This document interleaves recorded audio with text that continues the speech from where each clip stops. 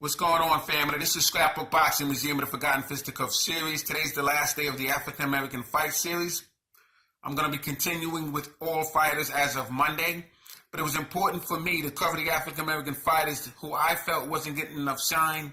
I don't hear them on other YouTube channels often, so I had to go ahead and take it upon myself, and I felt obligated to try and explore them and give you some research on some of those fighters. They were dynamite fighters. They deserve to be covered.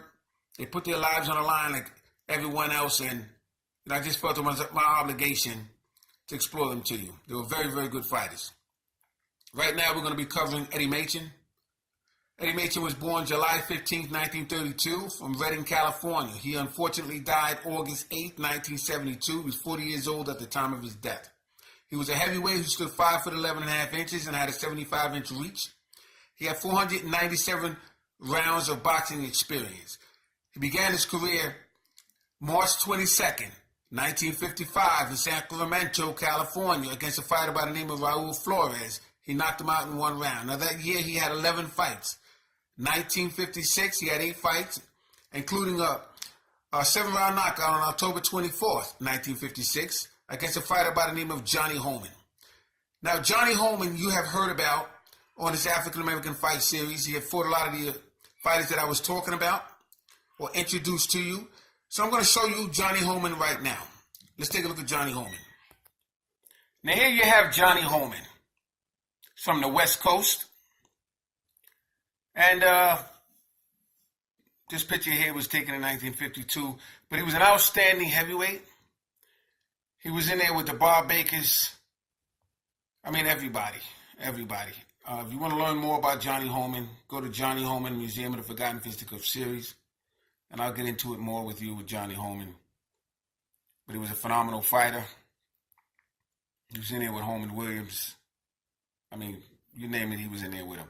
So I just wanted to show you Johnny Holman. Salute to Johnny Holman. Now, December 5th, 1955, he fought a fighter by the name of Johnny Summerlin in Syracuse, New York, and he got a 10-round victory over Johnny Summerlin. Now, Johnny Summerlin was also a good fighter. 1957, he had 5 fights. January 25th, he had a 10-round decision over Joey Maxim. Now, Joey Maxim was a light heavyweight champion, and he was able to defeat Joey Maxim. May 3rd, May 3rd, he had a 10-round decision over Joey Maxim once again. And once again, he would defeat Joey Maxim. Phenomenal. I mean, this is what I'm talking about. This whole program and my channel is dedicated to fighters who get in the ring and fight. They make wise decisions. They're not going to get in there over their head all the time, but if you say that you're a fighter and you say that you're a good fighter, I need to know that. And I need to challenge you. And that's the mentality of the fighters at that time. And that's why I cover those fighters. He fought for the vacant WBA California State Heavyweight Championships. I mean, he had different title opportunities, not world championship opportunities, because he lost that opportunity when he had a chance to fight Joe Frazier in line for that title. But, he was in there with some of the great fighters. And I just appreciate Eddie Machen. He fought Ernie Terrell on March 5th, 1965 for the vacant WBA strap. That was a good opportunity for him. So let's take a look at Eddie Machen's fight career.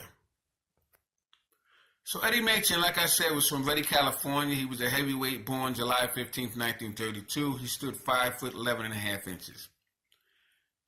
1955, March 22nd, he fought Raul Flores, Sacramento, and he knocked him out in one round. March 29th, he fought Ed Robinson, Richmond, Virginia. He knocked him out in one round. April 13th, he would fight George Kennedy, San Francisco, California, knock him out in one round. May 14th, Clarence Williams, in Redding, and he would knock him out in 3 rounds. Now, that fight was a very close fight up until the 3rd round. June 22nd, Artie Lucido New York. He would knock him out in 1 round. And this went on. He went for Frank Buford, August 26th. San Francisco, he knocked him out in 8 rounds, 1955. Let me show you Frank Buford as well. Okay, so this is Frank Buford, another heavyweight. He was an opponent of Eddie Machen, but he was a very, very good fighter, was Frank Buford. So I just wanted to show you Frank Buford while I had some of these books out to show you. Now he would face Bill Davis, September 13th, 1955, in Richmond and knock him out in 1 round. Howard King in Richmond. He would knock him out in 10 rounds on September 27th. He would fight Max Chris, November 22nd, 1955, in Richmond, knock him out in 1 round. So far, all knockouts. He would go to distance for the first time on December 12th, 1955, against a fighter by the name of Benny Wise in San Francisco, California, and he would go 10 rounds with Billy Wise. 1956, Julio Medeiros. Now, he was a good fighter. February 22nd, 1956, San Francisco, California. He went 10 rounds with him. April 16th, he would face Nino Valdez, San Francisco, California. It would be a 10-round decision.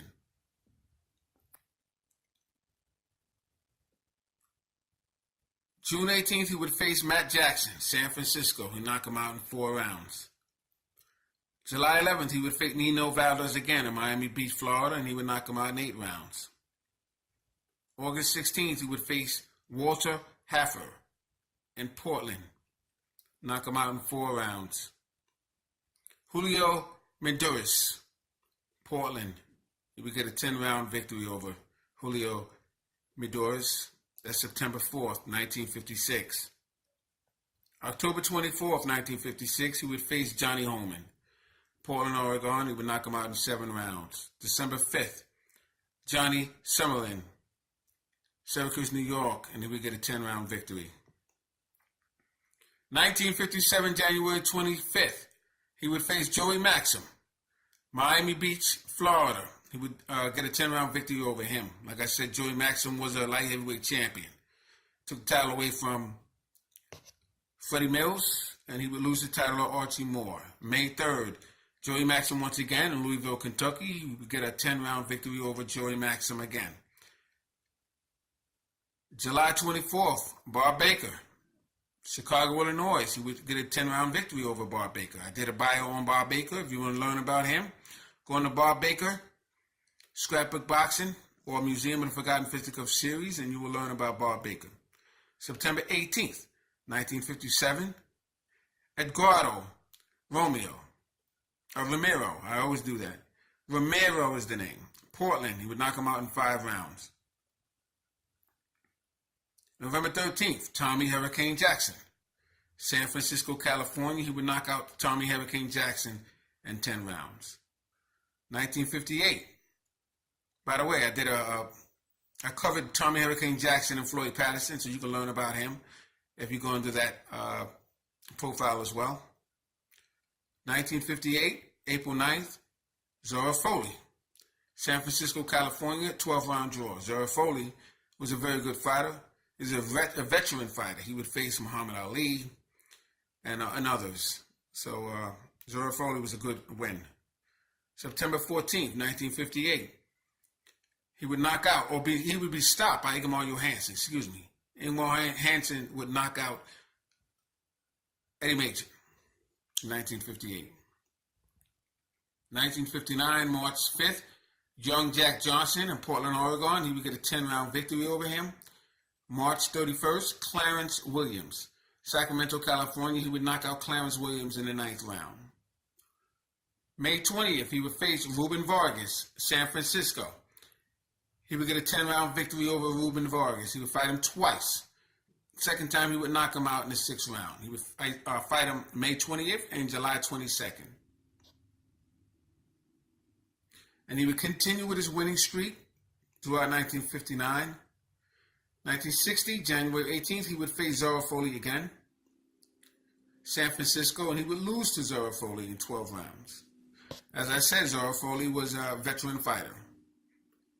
February 26th, he would face Billy Hunter, New York. He would earn a 9th round knockout. May 20th, Alex Mitif. He was a Canadian heavyweight, New York.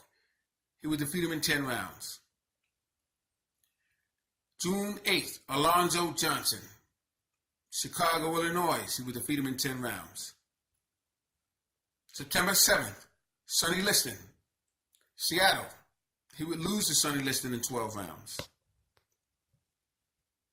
Now, I actually felt that he defeated Sonny Liston, but Sonny Liston was tied to the mob, so, you got to make your own assessment there. December 19th, Wayne Bether, Portland, 10-round victory. Amy Garner, 1961, February 22nd, Garvin Sawyer, Stockton, California, would knock him out in 5 rounds.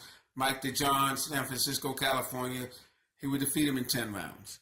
Harold Johnson, who would be light heavyweight champion in Atlantic City, would lose to him in 10 rounds. Mike DeJohn, Syracuse, he would knock him out in 9 rounds. That's part of the DeJohn clan. He had a couple of fighters from DeJohn, Ralph DeJohn and others of that family. October 17th, Brian London.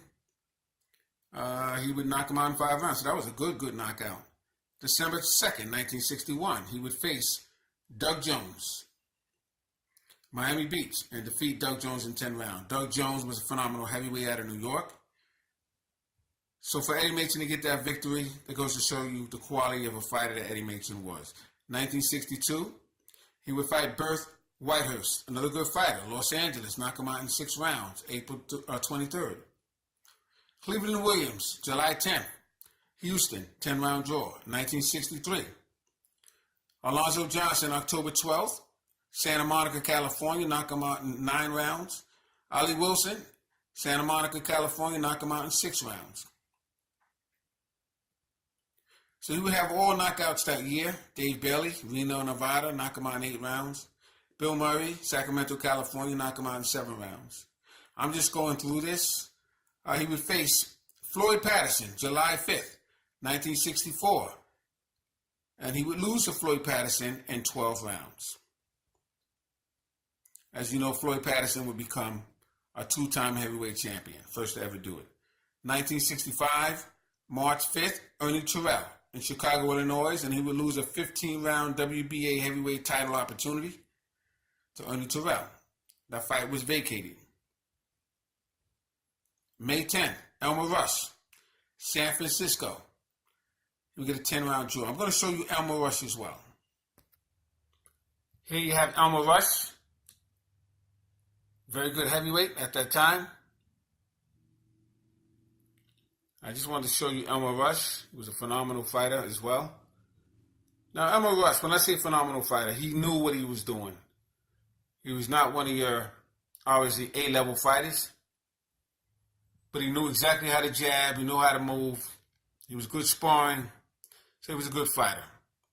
Him along with Amos A-Train Lincoln and other fighters like that, they would get in the ring. And there would be opponents from time to time, but they were good fighters.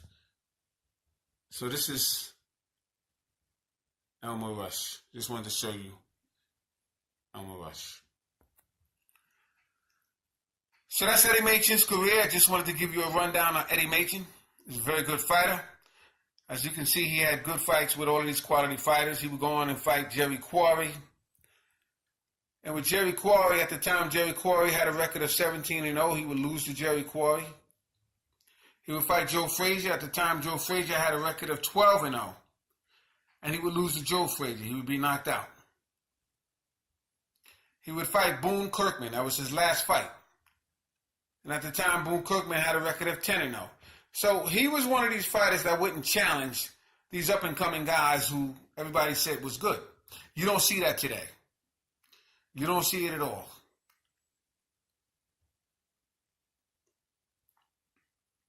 I see it in Deontay Wilder. He wants to fight the best. And you have a fighter or two that may try that, but I'm talking about as an overall boxing era, you don't see that. Not at all.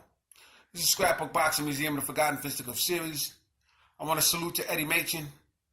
I want to salute to all the African-American fighters in that fight series and those who I couldn't cover. I'm going to be covering all of them throughout my time on this channel. And it depends on how long I decide to continue with this channel. I'm not getting a lot of views.